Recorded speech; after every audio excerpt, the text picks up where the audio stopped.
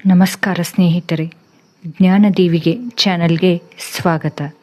ಜ್ಞಾನದ ಬೆಳಕು ಎಲ್ಲೆಡೆ ಪಸರಿಸಲಿ. ಸ್ನೇಹಿತರೆ, ಒಂದು ಕ್ಷಣ ನಿಲ್ಲಿ. ನೀವು ದೇವರನ್ನು ಹುಡುಕುತ್ತೀರಾ? ಅಥವಾ ನೀವು ಹುಡುಕುತ್ತಿರುವ ದೇವರು ನೀವೇನಾ? ಶ್ರೀ ರಾಮಕೃಷ್ಣ ಪರಮಹಂಸರು ಒಂದು ಸಲ ಕೇಳಿದ ಪ್ರಶ್ನೆ ಇದು. ದೇವರನ್ನು ಎಲ್ಲೆಲ್ಲೂ ಹುಡುಕುತ್ತೀಯ, ಆದರೆ ನಿನ್ನೊಳಗೆ ಒಮ್ಮೆ ನೋಡಿದ್ದೀಯಾ?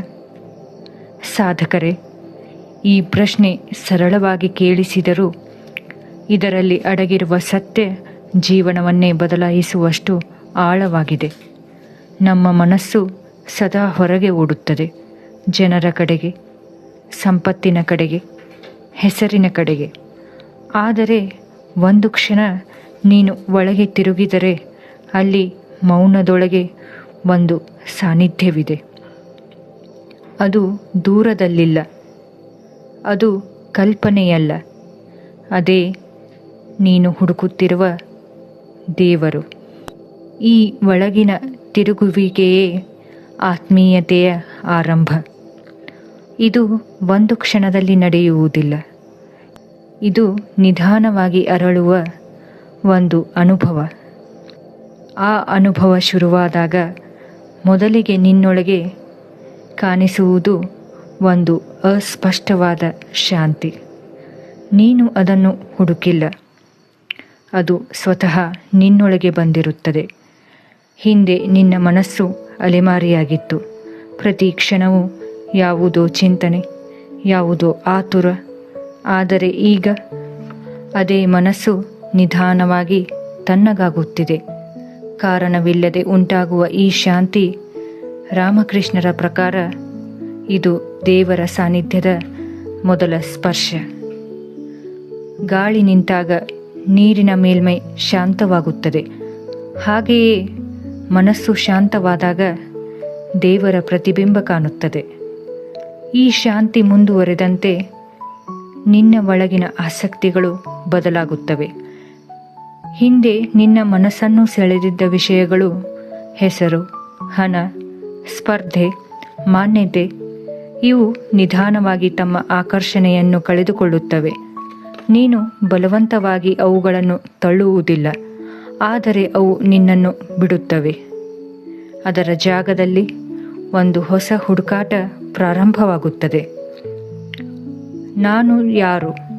ಈ ಪ್ರಶ್ನೆ ಸುಮ್ಮನೆ ಕೇಳಿದ ಪ್ರಶ್ನೆಯಲ್ಲ, ಇದು ಆತ್ಮದ ಕರೆ. ರಾಮಕೃಷ್ಣರು ಹೇಳುತ್ತಾರೆ, ಮನುಷ್ಯನು ತನ್ನ ನಿಜ ಸ್ವರೂಪವನ್ನು ಹುಡುಕಲು ಆರಂಭಿಸಿದಾಗ ದೇವರ ದ್ವಾರವೇ ತೆರೆಯುತ್ತದೆ. ಈ ಹುಡುಕಾಟದ ಜೊತೆಗೆ ನಿನ್ನ ಹೃದಯ ಮೃದುವಾಗುತ್ತದೆ. ಹಿಂದೆ ನೀನು ಇತರರ ನೋವನ್ನು ನೋಡಿದಾಗ ಅದು ದೂರವಾಗಿತ್ತು, ಆದರೆ ಈಗ ಅದೇ ನೋವು ನಿನ್ನೊಳಗೆ ಪ್ರತಿಧ್ವನಿಸುತ್ತದೆ. ನಿನ್ನೊಳಗೆ ಕರುಣೆ ಮೂಡುತ್ತದೆ, ಪ್ರೀತಿ ಹರಿಯುತ್ತದೆ. ಇತರರ ಸಂತೋಷ ನಿನ್ನ ಸಂತೋಷವಾಗುತ್ತದೆ. ಇದು ನೀನು ಕಲಿತದ್ದಲ್ಲ, ಇದು ನಿನ್ನೊಳಗೆ ಬೆಳೆಯುತ್ತಿರುವ ದಿವ್ಯತೆಯ ಲಕ್ಷಣ. ರಾಮಕೃಷ್ಣರು ಹೇಳುತ್ತಾರೆ, ಪ್ರೀತಿ ಇಲ್ಲದ ಆತ್ಮೀಯತೆ ವನಮರದಂತಹದ್ದು. ಪ್ರೀತಿಯೇ ದೇವರ ನಿಜವಾದ ರೂಪ. ಈ ಪ್ರೀತಿ ಬೆಳೆದಂತೆ ನಿನ್ನೊಳಗೆ ಒಂದು ಹೊಸ ಸ್ಪಷ್ಟತೆ ಬರುತ್ತದೆ. ನೀನು ಯೋಚಿಸುವುದಕ್ಕಿಂತ ಮೊದಲು ನಿನ್ನ ಒಳಗಿನ ಧ್ವನಿ ನಿನಗೆ ಮಾರ್ಗದರ್ಶನ ನೀಡುತ್ತದೆ. ಯಾವುದು ಸರಿ, ಯಾವುದು ತಪ್ಪು ಎಂಬುದು ಯಾರು ಹೇಳದೇನೆ ನಿನಗೆ ತಿಳಿಯುತ್ತದೆ. ಇದು ಲಾಜಿಕ್ ಅಲ್ಲ, ಇದು ಅಂತರಾತ್ಮದ ಜಾಗೃತಿ. ದೇವರು ಮಾತನಾಡಬೇಕಾದರೆ ನಿನ್ನೊಳಗೆ ಮಾತನಾಡುತ್ತಾನೆ. ಈ ಮಾರ್ಗದರ್ಶನವನ್ನು ನೀನು ಹೆಚ್ಚು ಗಮನಿಸುತ್ತಾ ಹೋದಂತೆ ನಿನ್ನ ಜೀವನದಲ್ಲಿ ಒಂದು ವಿಶಿಷ್ಟ ಬದಲಾವಣೆ ಕಾಣಿಸುತ್ತದೆ. ನೀನು ಹೊರಗಿನ ಆಧಾರಗಳನ್ನು ಕಡಿಮೆ ಮಾಡುತ್ತೀಯ, ನಿನ್ನೊಳಗಿನ ಧ್ವನಿಯನ್ನೇ ಹೆಚ್ಚು ನಂಬುತ್ತೀಯ. ಇದಾದ ನಂತರ ಏಕಾಂತವು ತನ್ನ ಅರ್ಥವನ್ನು ಬದಲಾಯಿಸುತ್ತದೆ. ಹಿಂದೆ ಒಬ್ಬನೇ ಇದ್ದಾಗ ಒಂಟಿತನ ಒಂದು ಭಾರವಾಗಿತ್ತು. ಆದರೆ ಈಗ ಅದೇ ಏಕಾಂತ ಒಂದು ಆಶ್ರಯವಾಗುತ್ತದೆ.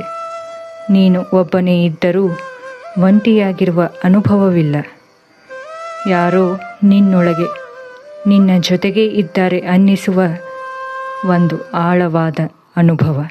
ರಾಮಕೃಷ್ಣರು ಇದನ್ನು ಹೀಗೆ ಹೇಳುತ್ತಾರೆ: ಭಕ್ತನಿಗೆ ದೇವರು ಕೇವಲ ಪೂಜೆಯ ವಿಷಯವಲ್ಲ, ಅವನು ಸದಾ ಜೊತೆಗಿರುವ ಸ್ನೇಹಿತ. ಈ ಅನುಭವದ ನಂತರ ನಿನ್ನ ಜೀವನದ ದಿಕ್ಕೇ ಬದಲಾಗುತ್ತದೆ. ಹಿಂದೆ ಸಾಧನೆ ಅಂದರೆ ಹೊರಗಿನ ಯಶಸ್ಸು, ಆದರೆ ಈಗ ಸಾಧನೆ ಅಂದರೆ ಒಳಗಿನ ಶುದ್ಧತೆ. ನೀನು ನಿನ್ನ ಆಲೋಚನೆಗಳನ್ನು ಗಮನಿಸುತ್ತೀಯ, ನೀನು ಸತ್ಯವನ್ನೇ ಮಾತನಾಡುತ್ತೀಯ, ನಿನ್ನ ನಡೆಗಳಲ್ಲಿ ಸರಳತೆಯನ್ನು ತರುತ್ತೀಯ. ಸರಳ ಹೃದಯವೇ ದೇವರ ಮನೆ. ಈ ಸರಳತೆ ಬಂದಂತೆ ಅಹಂಕಾರ ನಿಧಾನವಾಗಿ ಕರಗುತ್ತದೆ. ನಾನು ಮಾಡಿದೆ, ನಾನು ಸಾಧಿಸಿದೆ ಎಂಬ ಭಾವನೆ ನಿಧಾನವಾಗಿ ಕಡಿಮೆಯಾಗುತ್ತದೆ. ನೀನು ಅರಿಯುತ್ತೀಯ, ನೀನು ಕೇವಲ ಒಂದು ಸಾಧನ. ನಿನ್ನೊಳಗೆ ಕೆಲಸ ಮಾಡುತ್ತಿರುವುದು ಒಂದು ಮಹಾನ್ ಶಕ್ತಿ. ಜೀವನವನ್ನು ನೀನು ನಿಯಂತ್ರಿಸುವುದಿಲ್ಲ, ಅದು ದೇವರ ಲೀಲೆಯ ಒಂದು ಭಾಗ. ಈ ಅರಿವು ಬಂದಾಗ ನೀನು ಜೀವನವನ್ನು ಹಿಡಿಯಲು ಯತ್ನಿಸುವುದಿಲ್ಲ, ನೀನು ಅದರಲ್ಲಿ ಹರಿಯಲು ಆರಂಭಿಸುತ್ತೀಯ. ಇದಾದ ಮೇಲೆ ನಿನ್ನೊಳಗೆ ಒಂದು ಆಳವಾದ ಮೌನ ನೆಲೆಸುತ್ತದೆ. ಈ ಮೌನದಲ್ಲಿ ನೀನು ಪ್ರಶ್ನೆ ಕೇಳುವುದಿಲ್ಲ, ಉತ್ತರ ಹುಡುಕುವುದಿಲ್ಲ, ಕೇವಲ ಅನುಭವಿಸುತ್ತೀಯ. ರಾಮಕೃಷ್ಣರು ಹೇಳುತ್ತಾರೆ, ಮೌನವೇ ದೇವರ ನಿಜವಾದ ಭಾಷೆ. ಈ ಮೌನದೊಳಗೆ ನೀನು ಒಂದು ದಿನ ಅರಿಯುತ್ತೀಯ, ನೀನು ದೇವರನ್ನು ಹುಡುಕುತ್ತಿರಲಿಲ್ಲ, ನೀನು ದೇವರಲ್ಲಿಯೇ ಇದ್ದೆ. ಈ ಅರಿವು ಬಂದಾಗ ಭಯಗಳು ಕರಗುತ್ತವೆ, ಸಂಶಯಗಳು ನಿಲ್ಲುತ್ತವೆ. ಮತ್ತೆ ಉಳಿಯುವುದು ಶಾಂತಿ, ಪ್ರೀತಿ ಮತ್ತು ಒಂದು ನಿರಂತರ ಸಾನ್ನಿಧ್ಯ. ಆದರೆ ಇಲ್ಲಿ ರಾಮಕೃಷ್ಣರು ಒಂದು ಮಹತ್ವದ ಎಚ್ಚರಿಕೆ ಕೊಡುತ್ತಾರೆ.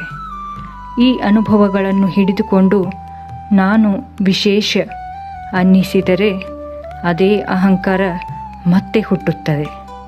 ನಿಜವಾದ ಜ್ಞಾನಿ ತನ್ನ ಅನುಭವವನ್ನು ಘೋಷಿಸುವುದಿಲ್ಲ, ಅವನು ಅದರಲ್ಲಿ ಕರಗುತ್ತಾನೆ. ಹೀಗಾಗಿ ನಿನ್ನೊಳಗೆ ಈ ಎಲ್ಲ ಸಂಕೇತಗಳು ಕಂಡಾಗ ಶಾಂತಿ, ಪ್ರೀತಿ, ಒಳಗಿನ ಧ್ವನಿ, ಏಕಾಂತದ ಸಂತೋಷ, ಅಹಂಕಾರದ ಕರಗು, ಇವುಗಳೆಲ್ಲ ಒಂದು ಸತ್ಯವನ್ನು ಹೇಳುತ್ತವೆ. ದೇವರು ನಿನ್ನೊಳಗೆ ಜಾಗೃತಿಯಾಗುತ್ತಿದ್ದಾನೆ. ಹೀಗಾಗಿ ಹೊರಗೆ ಹುಡುಕುವುದನ್ನು ನಿಲ್ಲಿಸು, ಸ್ವಲ್ಪ ಮೌನವಾಗು, ನಿನ್ನ ಉಸಿರನ್ನು ಗಮನಿಸು, ನಿನ್ನ ಮನಸ್ಸನ್ನು ಒಳಗೆ ತಿರುಗಿಸು.